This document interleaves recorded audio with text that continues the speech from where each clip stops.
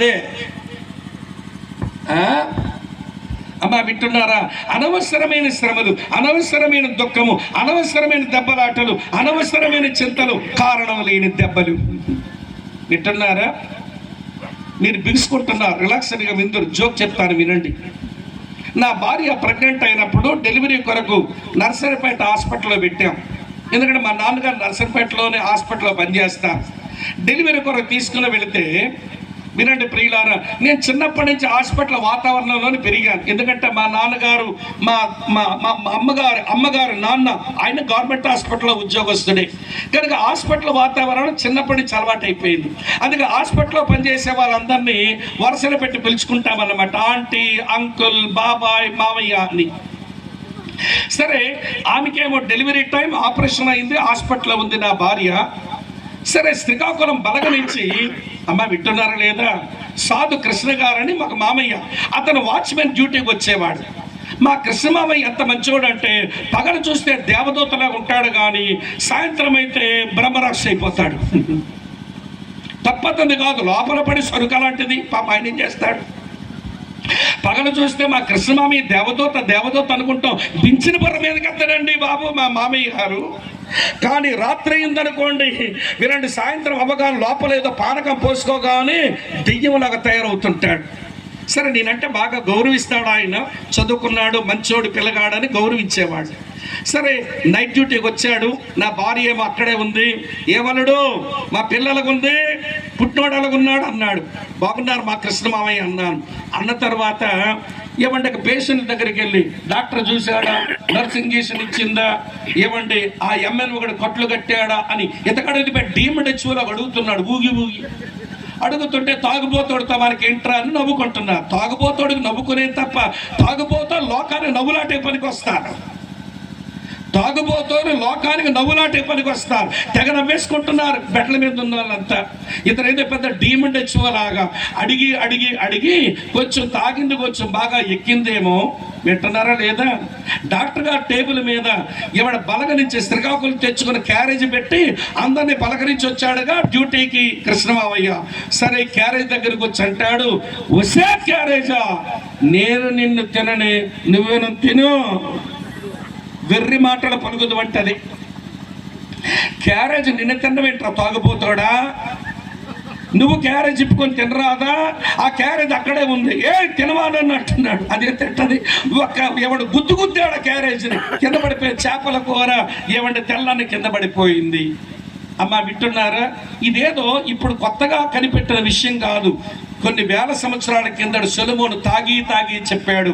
అనవసరమైన శ్రమలు తెచ్చుకున్నా, అనవసరమైన చింతలు తెచ్చుకున్నా, అనవసరమైన దెబ్బలు తెచ్చుకున్నా, వెర్రి వాటివి నాకు కనబడ్డాయి, వెర్రి మాటలే పలికాను, పాడైపోయాను తాగుడు వలన పాడైపోయాను. నాగరాజు గారు చెబుతూ ఉంటే వినండి, అది కట్ల పాములాగా కోటేస్తుంది, చుట్టేసింది వదలడంలా. వదులుకుందామనుకుంటున్నాడు. కేరళకి వెళ్ళాడు, రాయగడకు వచ్చాడు, ఆ మందు తిన్నాడు, ఆ దేవతకు మొక్కాడు, వదులుకుందామనుకున్నాడు. కానీ సొలొమోను అంటున్నాడు, ఈ తాగుడు వ్యసనం ఉందే అది సర్పం వలె కరుస్తుందట, కట్ల పాము వలె కాటు వేస్తుందట. వదులుకోలేరు మనుషులు. పాప నిజంగా వాళ్ళు చాలా మంచోళ్ళు. పగలు చూడండి, ఏమిట్రా ఈ బతుకు, నీ ఒళ్ళు గొల్లైపోతుంది, నీ భార్య వాళ్ళు గొల్ల చేస్తున్నావు, నీ పిల్లల భవిష్యత్తు గొల్ల చేస్తున్నావు, వదులుకోరా తాగుడంటే. ఏమంటే ఉదయాన్నే ఈ రోజు నేను చెప్తున్నాను, నేను తాగనంటాడు. మీకు రహస్యం చెప్పనా? తాగుబోతోడి మాటలు నీటి మీద రాత్రులు ఒకలాగా ఉంటాయి. నీటి మీద రాత్రులు కనబడవు, తాగుబోతోడు ఇచ్చిన మాట నిలకడ ఉండదు. ఏం నాగరాజు గారికి సిస్టర్ గారు మానేయండి అని ఎంత ఏడుచుంటుందో మహాతల్లి. పుట్టిన కొడుకు కూడా నాన్న నాన్నని ఆడే కాలు పట్టుకుని ఏడ్చుంటాడు. ఆ పాపం మానుకోవాలి నీనికి లేదా ఉంది, మానలేకపోయాడు. అమ్మ వింటున్నారా? త్రాగుడు ఆనందాన్ని, తృప్తిని తెచ్చివ్వలేదు, అది నీ జీవితాన్ని కాల్చేస్తుంది, చివరికి నీ బ్రతుకుని బజారు పాలు చేస్తుంది. మంచి ఇల్లు మొత్తంలో 15,000కి సంతకం పెట్టి అమ్మేయడం ఏంటండి? ఆ కృష్ణలంకలు పిచ్చి పట్టినట్టు తిరగడం ఏంటండి? ఇది తాగుడు తెచ్చిన తంటా కాదా? సొలొమోను ఎప్పుడో చెప్పాడు. నాగరాజు గారు ఈ రాత్రి మనకు లొక్కుపురంలో చెప్పారు, కానీ అది ఎప్పుడో చెప్పేశాడు సొలొమోను. నా తాగుడు వలన చింత, శ్రమ, దుఃఖము, బాధ, చివరికి నా జీవితం భద్రమైపోయింది అన్నాడు. సరే, ధనములు వెతికాడు, దొరకలేదు. జ్ఞానములు ఎతికాడు, దొరకలేదు. విలాసమైన జీవితంలో ఎతికాడు, దొరకలేదు. మద్యపానములు వెతికాడు, దొరకలేదు. ఇక అనుకున్నాడు, ఆనందము తృప్తి ఎప్పుడు వస్తుందనంటే ఎక్కువ మంది ఆడాలతో సంబంధం పెట్టుకుంటే బాగుంటుంది అనుకున్నాడు.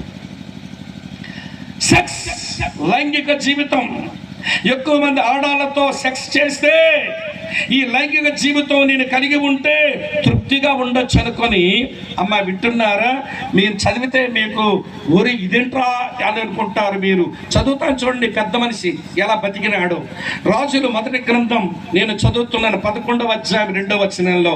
రాజులు మొదటి గ్రంథం 11:2లో కామాతురత గలవాడై వారిని ముంచుకొనుచు వచ్చాను, కామాతురత గలవాడై వారిని ముంచుకొనుచు వచ్చాను.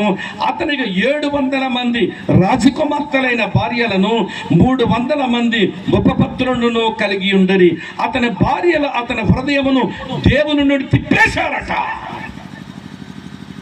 700 మంది రాజకుమార్తెలైన భార్యలు, 300 మంది ఉపపత్నులు, 1000 మంది అతని హృదయాన్ని పాడు చేసేసారంట. అమ్మ వింటున్నారా మీరంతా? మళ్ళీ బిగుసుకుంటున్నారు, చలికో లేకపోతే నా అరుపులకో. జోక్ చెప్తాను వినండి. వింటున్నారా లేదా? ఏమండి, నాకు ఒకే ఒక భార్య. ఏప్రిల్ నెల 12వ తారీఖు అమ్మాయి పుట్టినరోజు. సరే, ఎప్పుడు ఏప్రిల్ 12 రాగానే అంటుంది, ఏప్రిల్ 12 ఇంట్లో ఉంటారా అని అడుగుద్ది. నేను అంటాను ఎప్పుడు ఉన్నానని. అరే, ఏప్రిల్ నెల అంటే మేము దేవుని సేవలో పరుగులు పెట్టే నెల అంటే ఏప్రిల్, మే నెల అంటే ఇంట్లో కూర్చోవడానికి చిన్న లుల్లులివా, ఎవడి కేక్ కట్టరించుకొని హ్యాపీ బర్త్డే టు అనుకోవడానికి. అది ఎప్పుడు అయిపోయింది పుట్టినరోజులని. నేను ఏ రోజు ఏప్రిల్ 12వ తారీఖు ఉండకుండా ఎక్కడో మీటింగ్కి పోతుంటాను. వింటున్నారా లేదా? సరే, వెళ్ళిపోయినా కానీ ఏప్రిల్ 11వ తారీఖు ఏమండి వచ్చినప్పుడు 12 గంటలు దాటగానే ఫోన్ చేస్తాను, ఏంటి హ్యాపీ బర్త్డే అమ్మాయి అని చెప్తామని. సరే, 12 ఇట్లా అవగానే ఫోన్ చేయగానే ఫోన్ స్విచ్ ఆఫ్. ఏం చేయను, ఫోన్ కొట్టి ఫోన్ మోగడంలా. ఎందుకనంటే మరి నేను ఇంట్లో లేనుగా, హ్యాపీ బర్త్డే చెప్పడానికి కొంచెం బాధపడుతుందేమో అనుకుని మళ్ళీ ఉదయం మళ్ళీ ఫోన్ చేస్తాను. బైబిల్ చదువుకొని ప్రార్థన ఉండడం కొరకు మళ్ళీ ఫోన్ ఆన్ చెయ్యదు. చివరికి ఇంట్లో ఉన్న పిల్లను ఎవరో బ్రదర్స్ అని పిలిచి, బాబు అక్క కొంచెం ఫోన్ ఇవ్వండిరా బాబు, నేను కొంచెం గ్రీటింగ్స్ చెప్పాలంటే 10-11 ఫోన్ ఇస్తే హ్యాపీ బర్త్డే అమ్మాయి అంటాను. అటు నుంచి థ్యాంక్ యూ డైలాగ్ రాదు అంటే. ఎందుకనంటే అలిగిందన్నమాట. నాకు ఇప్పటికీ అర్థం కాని విషయం, ఒకే భార్య సంవత్సరంలో ఒక రోజు ఆమె పుట్టినరోజు ఉండకపోతే అడిగి నన్ను ఇంత బాధ పెడుతుందే నా భార్య. 1000 మంది ఎట్లా చచ్చాడండి మహానుభావుడు. 1000 మందితో ఎట్లా చచ్చాడు అర్థమైపోయింది. 1000 మంది ఏం చేశారో ఆయన రాశాడు. నా సొంత మాటలు ఏం చెప్పడం లేదు ఈ రాత్రి. చూడండి ఆయన ఏమన్నాడంటే, ప్రసంగి గ్రంథం 7:26 అంటాడు. బాగా వినండి ఈ మాటలు. ప్రసంగి 7:26లో, మరణము కంటే ఎక్కువ దుఃఖము కలిగించినది ఒకటి నాకు కనబడెను, అది వలల వంటిదై ఉరుల వంటి మనస్సును బంధకముల వంటి చేతులు కలిగిన స్త్రీ. 1000 మందితో నేను పడిన తంటాలో నాకు అర్థమైంది, మరణము కంటే అధికమైన దుఃఖము కలిగించేది ఊరుల వంటి మనసును బంధకముల వంటి చేతులు కలిగిన ఆడది అన్నాడు. ఎందుకంటే దేవుని యొద్ద నుంచే హృదయం తిప్పేసుకున్నాడుగా, తన జీవితాన్ని భ్రష్టు పట్టించుకున్నాడుగా. ఆయన వంటి జ్ఞానవంతుడు ఆయన ముందెవడు పుట్టలేదు, ఆయన వంటి జ్ఞానవంతుడు ఆయన తరువాత ఎవడు పుట్టబోడు అని సృష్టికర్తే చెప్పాడు. కానీ అంత జ్ఞానవంతుడు, అమ్మ వింటున్నారా మీరంతా, ఏమి అధోగతి పట్టాడో చూడండి. ధనములో వెతికాడు, ఆనందము తృప్తి రాలేదు. జ్ఞానములో వెతికాడు, ఆనందము తృప్తి రాలేదు. విలాసవంత జీవితంలో వెతికాడు, ఆనందము తృప్తి రాలేదు. మద్యపానములో వెతికాడు, ఆనందము తృప్తి కలగలేదు. చివరికి లైంగిక జీవితంలో వెతికాడు, ఆనందము తృప్తి కలగలేదు. ఇన్ని పాడు ప్రయత్నాలు ఎందుకు చేశాడంటే వాళ్ళ నాన్న పాడిన క్రిస్మస్ పాట మర్చిపోయాడు. వాళ్ళ నాన్న పాడిన క్రిస్మస్ పాట మర్చిపోయాడు. వాళ్ళ నాన్న దావీదేం పాడాడంటే, ఆనందము తృప్తి రహస్యం ఇదే, యెహోవా నా కాపరి నాకు లేమి కలగదు. అయిపోయింది అంతే. సొలొమోను వదిలేయండి. తృప్తి ఆనందం సంపాదించుకోలేక నువ్వు ఎంతగా ఈ జ్ఞానవంతుడు అయితే ఏం పెద్ద లాభం? ఆనందం తృప్తి సంపాదించుకోలేని ఒక వినండి పేదవాడివి, ఆనందానికి తృప్తికి దూరమైపోయిన పేదవాడు సొలొమోను. అతను పక్కన పెట్టేయండి. వాళ్ళ నాన్న పాడిన క్రిస్మస్ పాట ధ్యానించుంటే ఈ పిచ్చి ప్రయత్నాలు చేస్తుండేవాడు కాదు.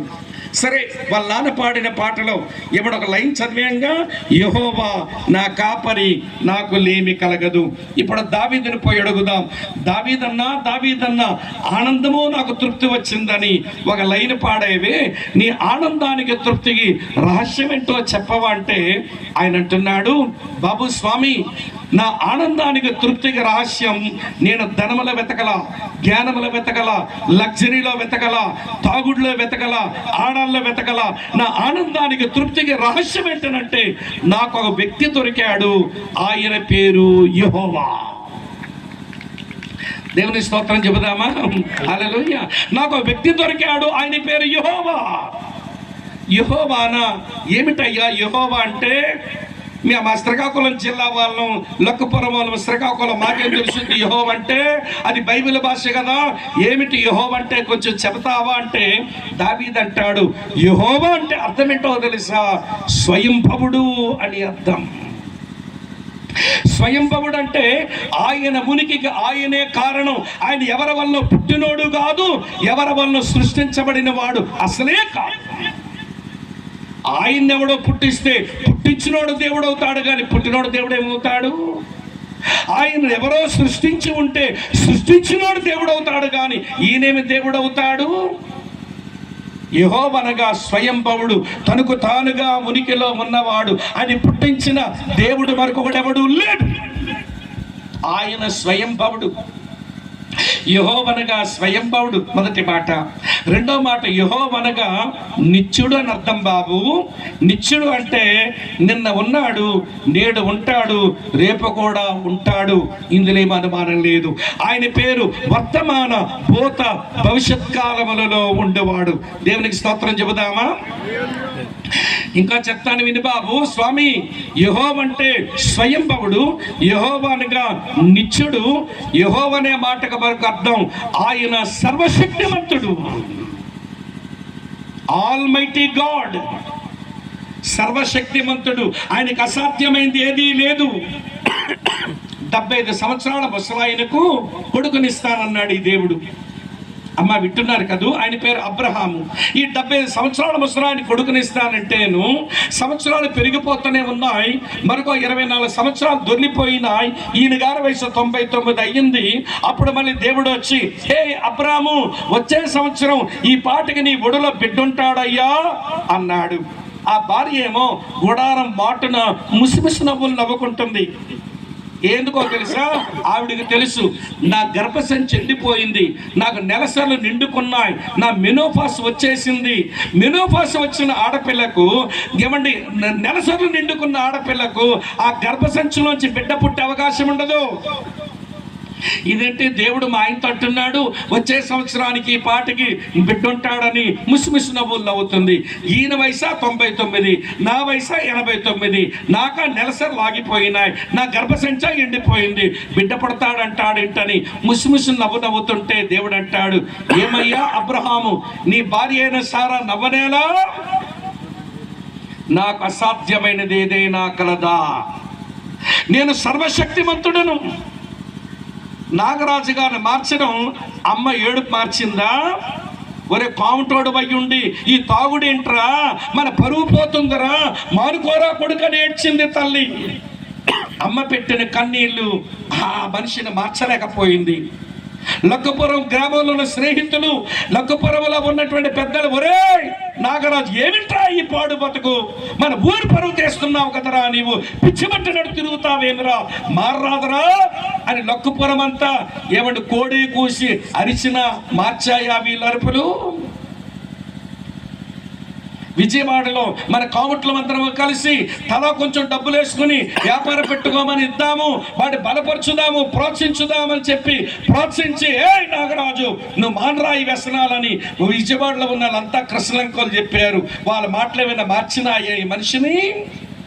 చివరికి నేను అనుకుంటాను, లక్కపురం వాళ్ళు, నాగూరు వాళ్ళు, విజయవాడ వాళ్ళు నాగరాజు మారడం, ఈడు బాగుపడడం అసాధ్యం అనుకుని ఉంటారు.